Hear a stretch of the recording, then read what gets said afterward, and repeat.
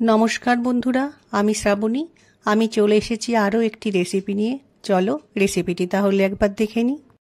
আজকে বানাবো মেথি শাক।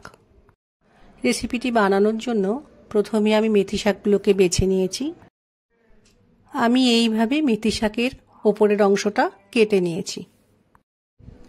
রান্নার প্রথমে আমি গ্যাসে একটা কড়াই বসিয়ে কড়াইয়ে সর্ষের তেল দিয়ে দিলাম। তেলটা গরম হয়ে গেছে। এবার একটু পাঁচফোড়ন দিলাম ও একটু কাঁচা লঙ্কা দিলাম। পাঁচফোড়ন ও আলুটা ভালো করে ভাজা হয়ে গেছে। আমি একটু আলু ছোট ছোট টুকরো করে কেটে রেখেছিলাম, সেটা তেলের মধ্যে দিয়ে একটু ভেজে নিলাম। আলুটা ভাজা হয়ে এসছে।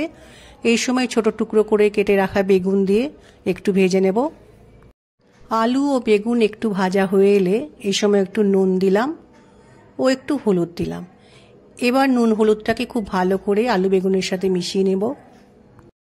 আলু ও বেগুন কিছুটা সময় রান্না করে নেওয়ার পর বেছে রাখা মেথি শাকটা আলু বেগুনের মধ্যে দিয়ে খুব ভালো করে একটু মিশিয়ে নেব।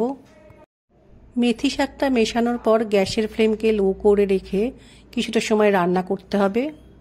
মেথি শাক এইভাবে বানালে খেতে কিন্তু খুব ভালো লাগে। মেথি শাক রান্না আমার প্রায় হয়ে এসেছে। ঠিক এই সময় আমি একটু চিনি দিয়ে চিনিটা ভালো করে শাকের সাথে মিশিয়ে নিয়েছিলাম। শাকের জলটা খুব সুন্দর শুকিয়ে গেছে। শাকটা আমার রান্না হয়ে গেছে। আমার আজকের মেথি শাকের রেসিপিটি যদি ভালো লাগে, লাইক, শেয়ার ও সাবস্ক্রাইব করো। ভিডিওটি দেখার জন্য ধন্যবাদ। আজ ভিডিওটা এখানেই শেষ করছি। ফিরে আসছি আরও একটি রেসিপি নিয়ে।